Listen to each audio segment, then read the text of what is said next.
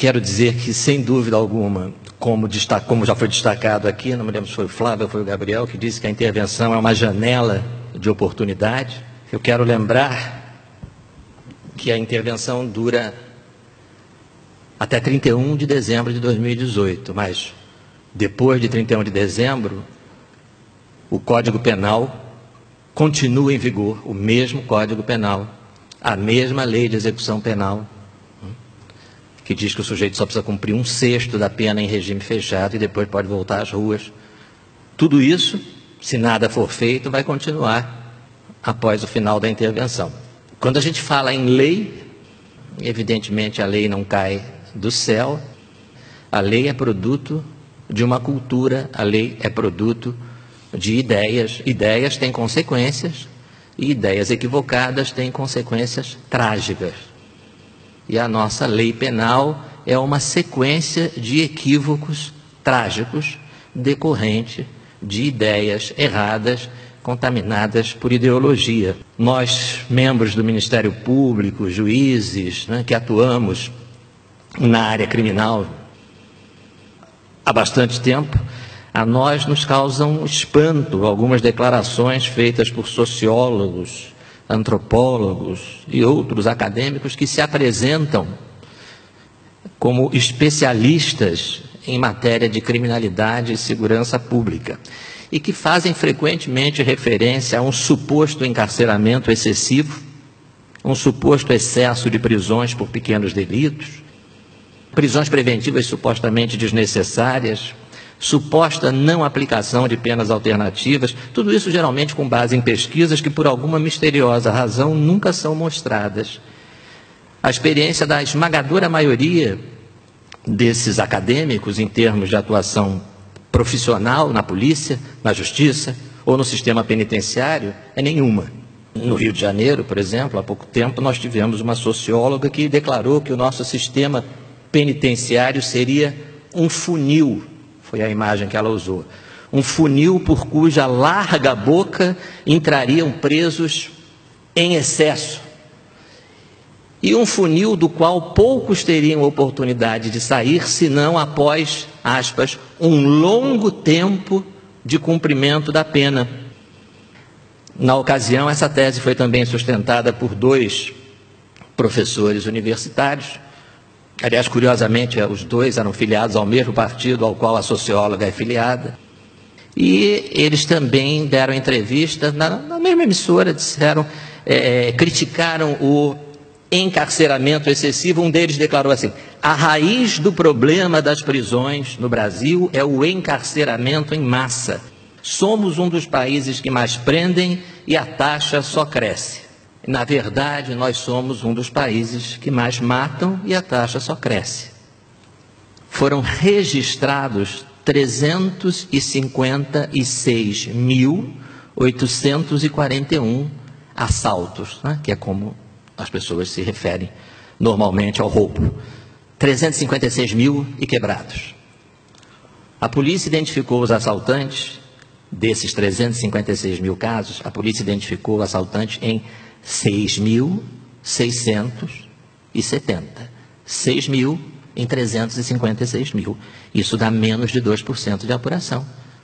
Isso dá quase 99% de impunidade. Eu só quero lembrar que eu estou falando dos números de casos registrados. Provavelmente todo mundo aqui nesse auditório conhece alguém, tem algum amigo ou parente que foi vítima de um assalto, foi vítima de um roubo e não se deu sequer ao trabalho de comparecer à delegacia de polícia para registrar a ocorrência.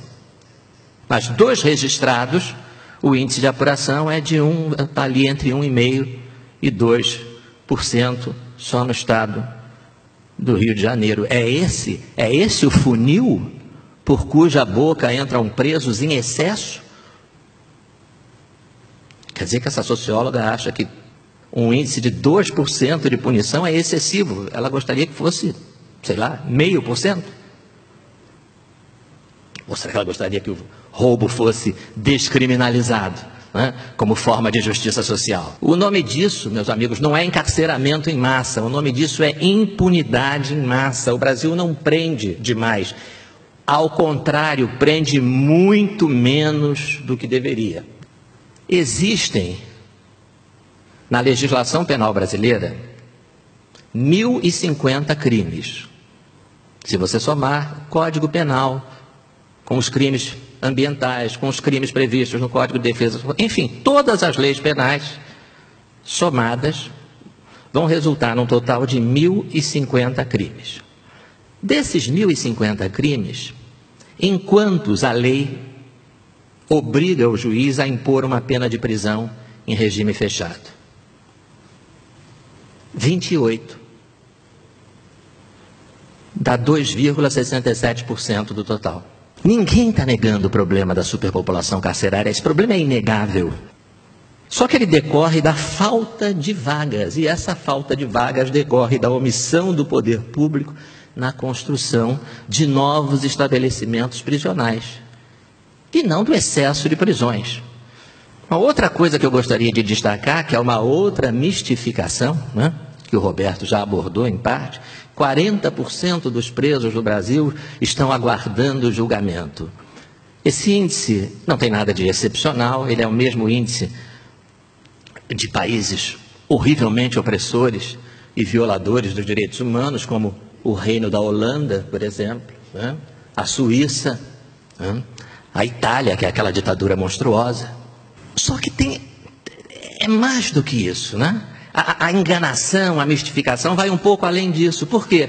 Porque em todos os outros países, o critério que o Prison Studies, que as organizações internacionais que estudam seriamente a questão prisional, né? O Prison Studies é uma referência quase sempre mencionada, eles chamam de preso provisório, né, o preso que está aguardando julgamento, o preso que ainda não foi julgado. E embora os nossos especialistas, entre aspas, adorem dizer o contrário, no Brasil não é esse o critério. No Brasil, tecnicamente, se considera preso provisório aquele cuja condenação ainda não transitou em julgado. Então, na verdade, desses 40% presos que aguardam julgamento, muitos não aguardam julgamento, eles já foram julgados, já foram condenados e recorreram.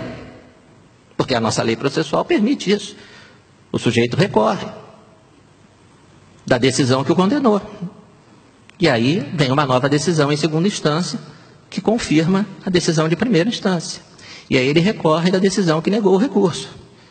E aí ele recorre da decisão que negou o recurso, da decisão que negou o recurso da primeira decisão, e aí vai até. E aí todo mundo entra na conta de preso provisório. E que tal essa afirmação de que os presos no Brasil só são libertados após uma permanência por longo tempo no cárcere? O Roberto já mencionou aqui a Suzane von Richthofen, condenada a 39 anos em 2002, está no semiaberto desde 2015. Os irmãos Daniel e Christian Cravinho, né, que ajudaram essa menina a assassinar os pais a golpes de barra, eles já estavam no semiaberto desde 2013. Eles foram condenados também a penas próximas a 40 anos. O crime é de 2002. Em 2013, eles já estavam no regime semiaberto. E desde o último dia 23 de agosto, o Christian Cravinhos está no regime aberto.